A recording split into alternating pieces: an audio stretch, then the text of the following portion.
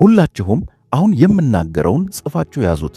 ሚዲያዎች ሁላችሁ ይህንን ትንቢቴን ሪከርድ አድርጋችሁ ያዙትና እውነት ወይም ውሸት መሆኑን ታያላችሁ።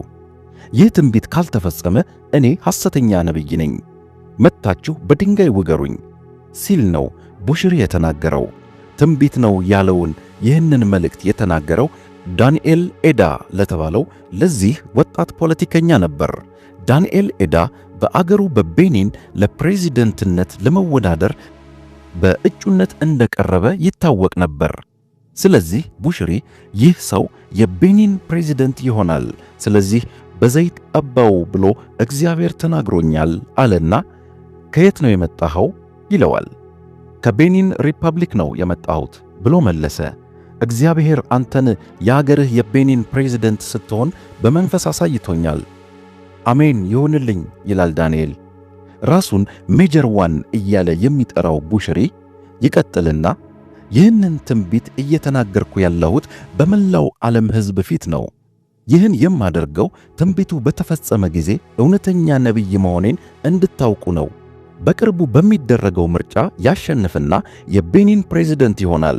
በምርጫው አጭበርብረው ተሸንፈሃል ቢሉት እንኳ ሚራክል ቮት ወይም ተአምራዊ የምርጫ ካርዶች ወደ እርሱ ኮሮጆ ውስጥ ይገቡና እንዲያሸንፍ ያደርጉታል። ከ2016 ዓመተ ምህረት ምርጫ በኋላ ከአንተ ውጪ ሌላ ፕሬዚደንት በቤኒን አይኖርም ሲል በድፍረት ተናገረ።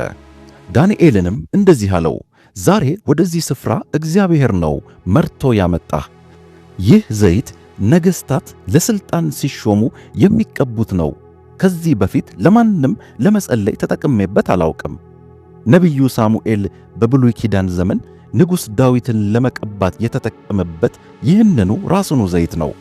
ነቢዩ ሳሙኤል ንጉሥ ዳዊትን ለመቀባት የተጠቀመውና የቀባው ይህንኑ እኔ የያዝኩትን ዘይት ነው። የተከበሩ የቤኒን ፕሬዚደንት አሜን ይሆንልኝ ይላል ዳንኤል። ባንተ የፕሬዚደንትነት ዘመን ቤኒን ልክ እንደ ዱባይ ትበለጽጋለች። እኔ በዚህ አገልግሎቴ በዓለም ላይ ለብዙ አገራት ፕሬዚደንቶች ትንቢት ተናግሬ ተፈጽሟል፣ ፕሬዚደንትም ሆነዋል። በጉባኤ ፊት አምጥቼ የቀባሁ ግን አንተን ብቻ ነው። አንተ የመጀመሪያው ነህ። ይህንን ዘይት በስጦታ ሰጥቼሃለሁ። ችግር ሲገጥምህ ይህንን ዘይት ርጭበት፣ ማንም ሊቋቋምህ አይችልም እያለ ትንቢቱን ቀጠለ። እንግዲህ ከዚህ በኋላ ፍሬው የሚታይበት ጊዜ ደረሰና በ2016 እና በ2021 ዓመተ ምህረት ሁለት ጊዜ ዳንኤል ኤዳ የእግዚአብሔር እጩ ወይም the candidate of God በሚል መሪ ቃል ለቤኒን ፕሬዚደንትነት በምርጫ ተወዳደረ። ነገር ግን ገና በእጩነት ቀርቦ ሳለ ለውድድሩ የሚረዳውን ስፖንሰር ባለማግኘቱ ምክንያት ገና ከመጀመሪያው ከውድድሩ ውጭ ሆነ።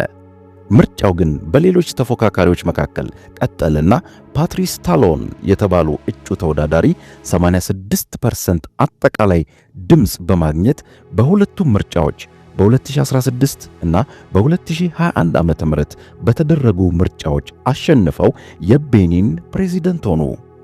ይህ ትንቢት ካልተፈጸመ እኔ ሐሰተኛ ነቢይ ነኝ፣ በድንጋይ ትወግሩኛላችሁ ያለው ተንባይም የሐሰተኛነቱ ትንቢት ቢሳካም እስከ ዛሬ ግን በድንጋይ አልተወገረም። ምክንያቱም ያለነው በአዲስ ኪዳን ዘመን ነውና። መጽሐፍ ቅዱስ ግን በፍሬያቸው ታውቋቸዋላችሁ የሚለን ለዚህ ነው። የሼፐርድ ቡሽሪ የሐሰት ትንቢቶች በዚህ አላበቁም።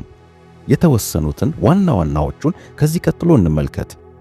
በሌላ ቀን ደግሞ ስምህ ዴቪድ ይባላል፣ በሕይወትህ ስኬት ስለሌለህ ብዙ ነገሮችንም ሞክረሃል፣ ነገር ግን ሊሳካልህ አልቻለም።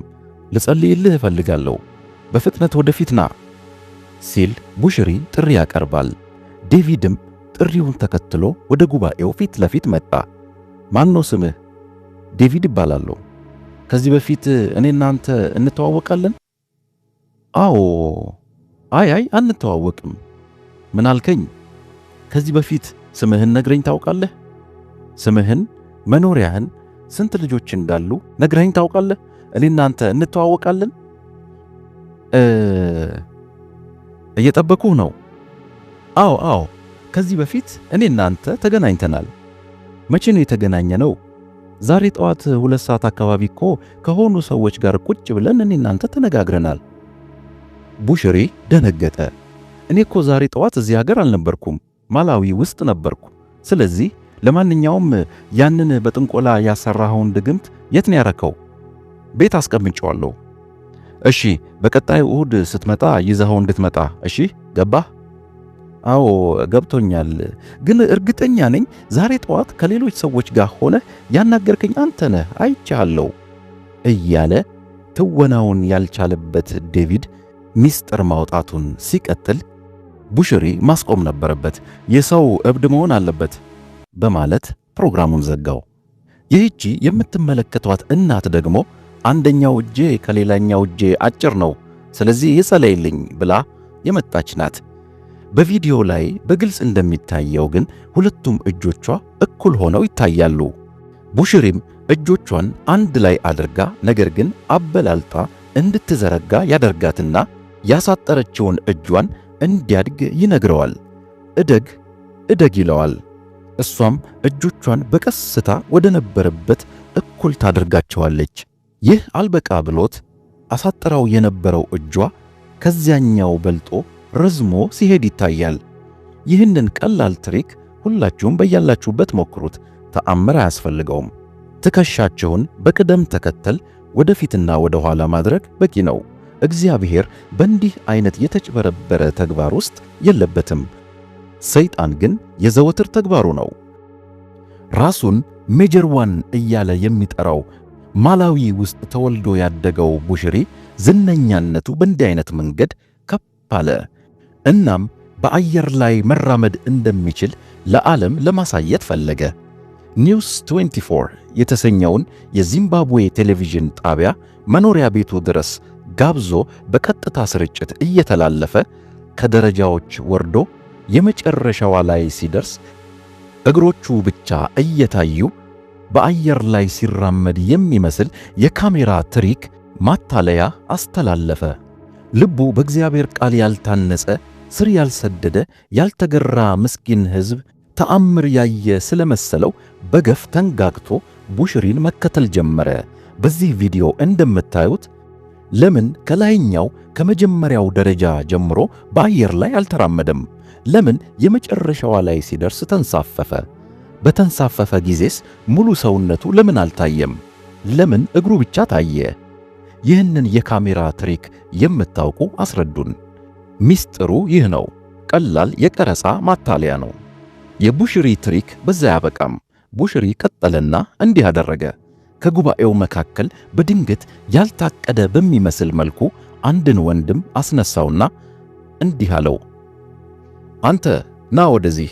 አይ አንተ አይደለህም፣ አንተኛው። አዎ ና። ተአምር ሲሆን አያለው። ልጆች አሉህ? አዎ አሉኝ። ስንት? 2 ልጆች አሉኝ። አንዷ ልጅህ ተአምር ያስፈልጋታል። የልጆችህን ስም ነግረኸኛል? አይ አልነገርኩህም። ስማቸውን ነግረኸኛል? አልነገርኩህም። ቆይ ይህንን ስም እንዴት ነው የምትጠሩት? ስሟ ለመጥራት ያስቸግራል። ስሟን በመንፈስ ማወቅ አልቻልኩም። ስለዚህ ምን አስጨነቀኝ? ከመንፈስ ዓለም ላይ ፎቶዋን አንስቼ ላሳያችሁ እችላለሁ። አይፓድ የያዘ ሰው ካለ ስጡኝ ይልና እዛው አጠገቡ ከተቀመጠ ሰው አይፓድ ተቀበለ። ይህንን አይፓድ ተጠቅሜ ልጅቷን ከመንፈስ ዓለም ላይ ፎቶ ላንሳት ብሎ ጉባኤውን ፈቃድ ይጠይቃል። አባቷም ጉባኤውም አዎ እያሉ ድጋፋቸውንና ጉጉታቸውን ይገልጻሉ። ቡሽሪም የአይፓዱን ካሜራ ከፍቶ ወደ ላይ ያነሳዋል። ነገር ግን ፎቶው ቡሽሪ እንዳለው ከመንፈስ ዓለም በአይፓድ የተነሳ ሳይሆን በዛው አይፓድ ውስጥ ፎቶ ጋለሪ ውስጥ የሚገኝን የልጅቷን ፎቶ ደብል ታፕ ወይም 2 ጊዜ ጠቅ አድርጎ ሲከፍተው ይታያል። ቀድሞ የተነሳና ሴቭ የተደረገ ፎቶ እንደሆነ በግልጽ ማየት ይቻላል። ከዚህ በኋላ ጩኸትና ሁካታ ይሆናል። ሌላ የሚነገር የሚያንጽ መልእክት የለም። ፎቶዋን ማሳየት የተፈለገበት ዋነኛው መልእክት ምንድን ነው? ሰዎችን ለማስደነቅና ተከታዮችን ለማብዛት እንደሆነ የምታውቁት የልጅቷ አባት የልጁን ፎቶ በአይፓድ ከማየት ውጪ የተነገረው ምንም የሚያንጽም የሚያጽናናም ወደ እግዚአብሔር የሚያቀርብ መልእክትም የለም። እግዚአብሔርም አልከበረም። በዚህ በተጭበረበረ ተግባር ስሙን ያገነነው ቡሽሪ ብቻ ነው። ማስጠንቀቂያ፣ ክርስቲያኖች ሁሉ በእነዚህ ራሳቸውን ነቢይ፣ ሐዋርያ፣ ሜጀር ዋን ወዘተ ነኝ፣ እግዚአብሔር በቀጥታ ለኔ ነው የሚናገረኝ በሚሉ በክርስትናቸው ካልጠነከሩ ሰዎች ላይ ገንዘብ በሚዘርፉ ሰዎች እጅ እንዳትወድቁ ልትጠነቀቁ ይገባል። በኢየሱስ ክርስቶስ አምኖ መንፈስ ቅዱስን የተቀበለ መጽሐፍ ቅዱስን የሚያነብ ክርስቲያን እግዚአብሔር በመንፈስ ቅዱስ ለልቡ ይናገረዋል። በሐሰተኞች ምክንያት እንዳይስት ልቡ ይጠበቃል። እስካሁንም ምናልባት በእነዚህ አይነት ሰዎች ተሰናክላችሁ ከሆነ በንስሐ ወደ ትክክለኛው የመዳን መንገድ ለመመለስ ዛሬም አልረፈደም። ቃሉ ስለ መዳን የሚናገረውን በጥንቃቄ እንመርምር። ከዚህ ምን እንማራለን? ክርስቲያኖች እየተከተልን ያለነው እውነትን ነው ወይስ የጸጋ ስጦታዎችን? እየፈለግን ያለነው ኢየሱስ ክርስቶስን ነው ወይስ ተአምራትንና ገንዘብን? እየገነባን ያለነውስ እምነትን ነው ወይስ የዝነኞችንና የባለሀብቶችን ክርስትና? የሼፐርድ ቡሽሪ ታሪክ የዘመናችንን ክርስትናና የክርስቲያኖችን አደገኛ አካሄድ በሚገባ የሚያሳይ ነው። የጸጋ ስጦታዎች የእግዚአብሔርን ቃል አይሽሩም። ተአምራት ቅድስናን አይተኩም። የሕዝብ ብዛት የእግዚአብሔርን መገኘት አያረጋግጥም። በዚህች ተአምራትን በተራበችና በምትፈልግ ዓለም ውስጥ ስንኖር ለእግዚአብሔር ቃልና ለእውነት ያለንን ረሃብና ጥማት እንዳናጣ እንጠንቀቅ። ይህ መልእክት ከጠቀማችሁ ላይክ እና ሼር አድርጉት። የተሰማችሁን በኮሜንትስ ስፍራ ላይ ጻፉልን።